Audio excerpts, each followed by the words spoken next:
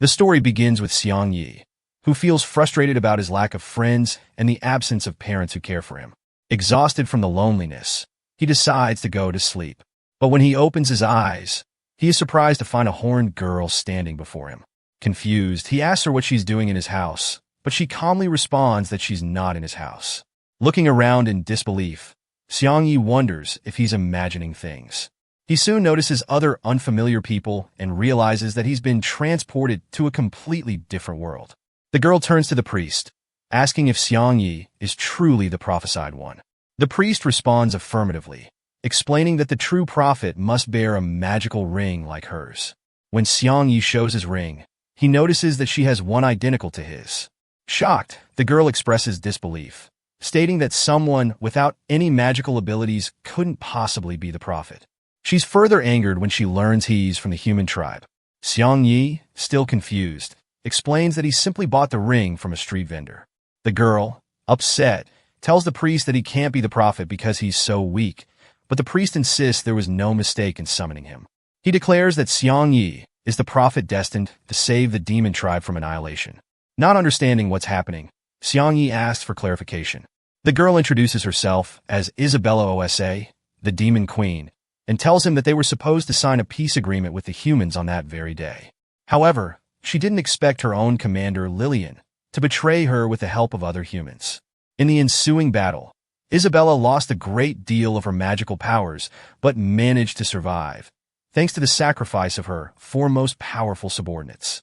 As Xiang Yi processes this new reality, he begins to think about how he might take control of the situation. He asks why they don't hide in the mountains, but the others explain that they are on the run from the humans. They had summoned the prophet for help, but now they are disappointed by his lack of power. At that moment, Isabella suddenly feels weak and transforms into a more human-like form. The priest explains that her energy has been drained completely, and he blames Xiang Yi, as she used the last of her strength to summon him. Just then, a group of humans arrives, announcing that they have already infiltrated the realm. They escort Isabella to safety, while the priest stays behind to buy them some time. Isabella urges him to escape with them, but the priest is already preparing to teleport them. As Isabella cries and pleads with him to come along, he teleports them away. Seconds later, the door is destroyed, and Toll's Angus appears, demanding to know where the demon queen is. However, Isabella is already gone, plotting her revenge. As they flee, the humans attack. The girls make plans to sacrifice themselves so Isabella can escape. Xiang Yi, determined to protect Isabella, grabs her hand and promises to keep her safe.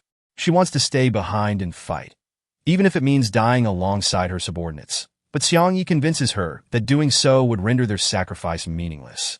Tearfully, Isabella watches as her comrades die to ensure her escape. While on the run, they encounter human knights.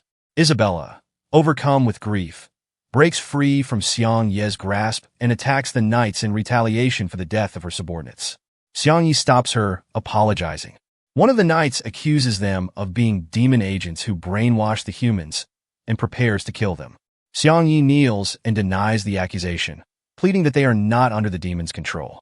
Isabella is furious that he's kneeling before a human, but Xiang Yi explains that this might be their only chance to survive and later take revenge.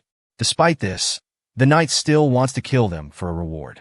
Another knight steps in, ordering the first to back off. The second knight, Cephesus, the White Dragon Knight squadron leader, recognizes the situation and intervenes. He asks Xiang Yi when the demons captured them. Xiang Yi thanks him for saving them and explains that he was taken when he was a child and introduces Isabella as his wife, claiming she was also captured by the demons.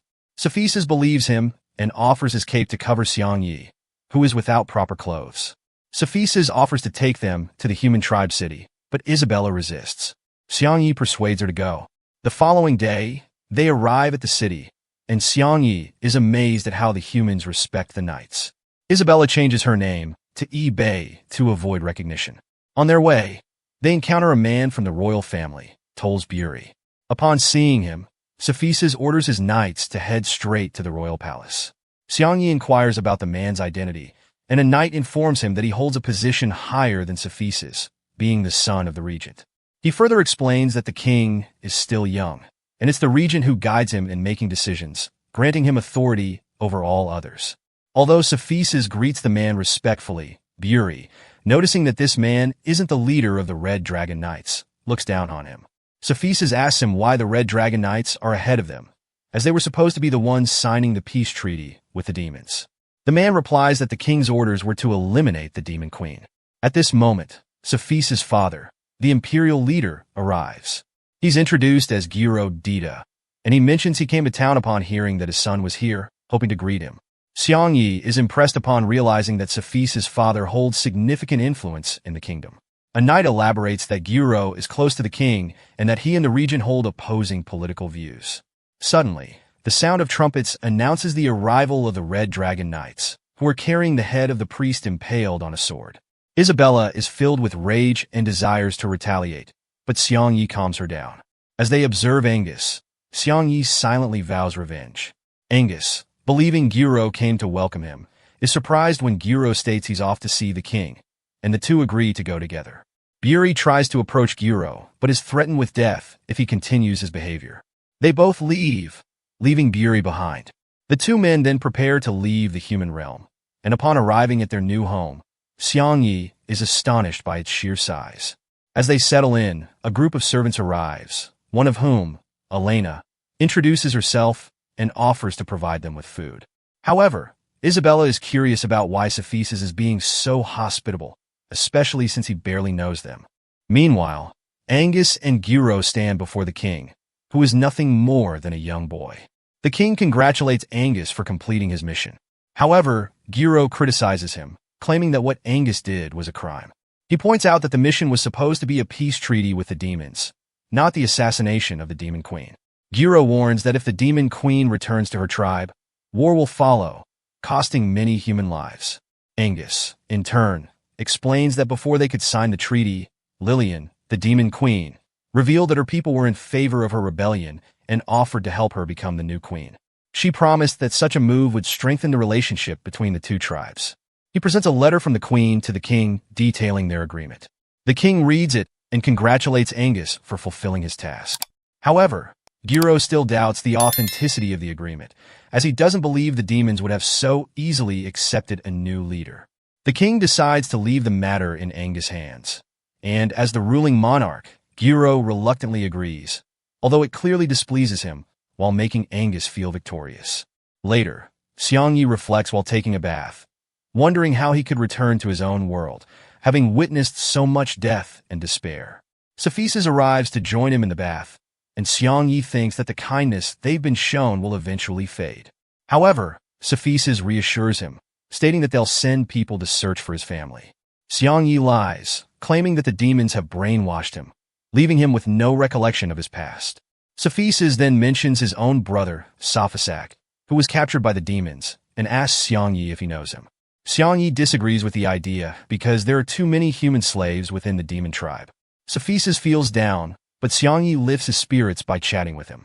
During their conversation, Cepheus reveals that Lillian has become the new demon queen. They also discuss the tension between his father and the regent. After finishing their bath, Elena leads Xiangyi to his room. As the door opens, he stumbles upon Isabella changing her clothes. Initially flustered, she quickly shuts the door, asking him not to treat her like the demon queen. Elena had been watching, and since Xiangyi had announced their marriage, they were placed in the same room.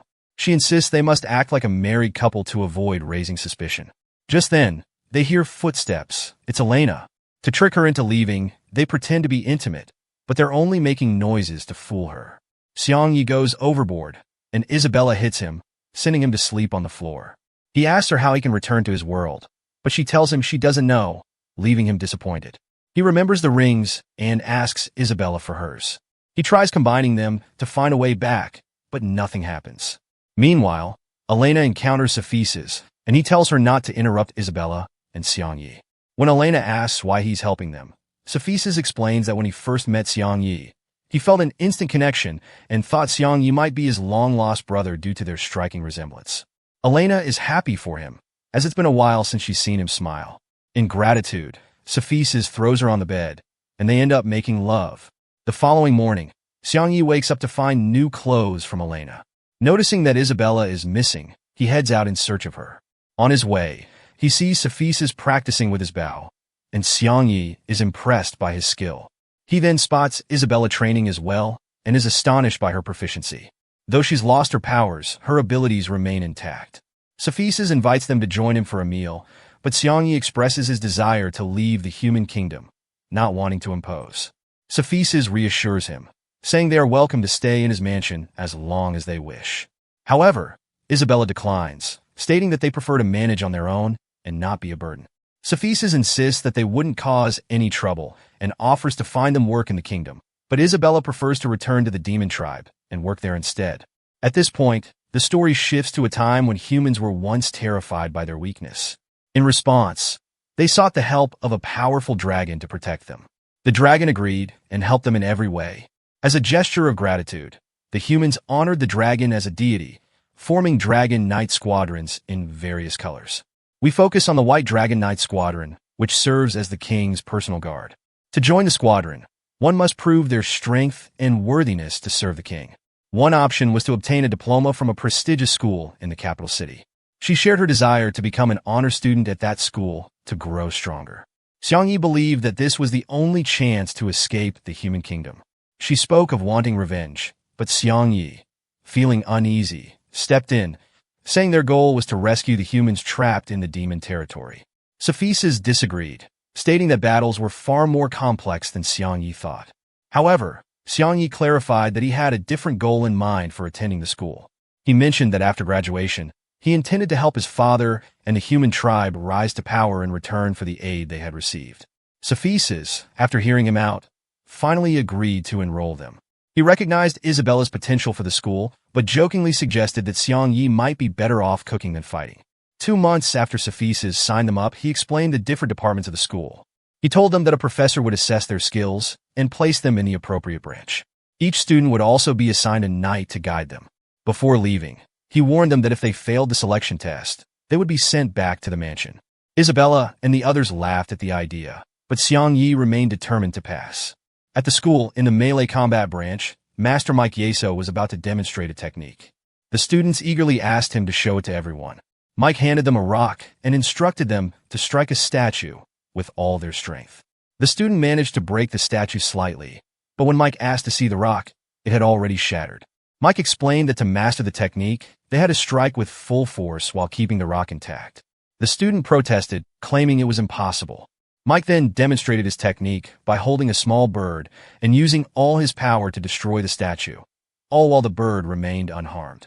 His students were left astonished, wondering how he achieved this feat. Xiangyi was impressed by Mike, and the knight introduced them as candidates for the entry test. Mike asked if Xiangyi wanted to join his branch. Xiangyi, frustrated, activated a powerful aura, causing everyone to flinch. However, when he noticed that Isabella wasn't intimidated, he invited her to join his branch. She declined, expressing her preference for the magic or swordsmanship branches. The knight thought Xiangyi might be fine for Mike's branch too, but after touching him, he collapsed, unable to withstand Mike's overwhelming power. Xiangyi woke up moments later, only to be told he had failed the test. Surprisingly, Xiangyi wasn't upset, as he wasn't keen on the intense training. He introduced himself to the student next to him, offering to be friends. The student, Alex Ayer, accepted and then bid him farewell, as he had a combat class to attend. The knight led Xiangyi and Isabella to the magic and fencing departments. And just like that, the stage is set. With Xiangyi's determination, Isabella's ambitions, and the challenges ahead, what will happen next at the school? Can they really survive the trials? Or will their journey take an unexpected turn? The path to power is never easy, but the demons lurking in the shadows might be the biggest threat yet. Want to find out what happens next? Drop a demon in the comments if you're ready for the next part of the story.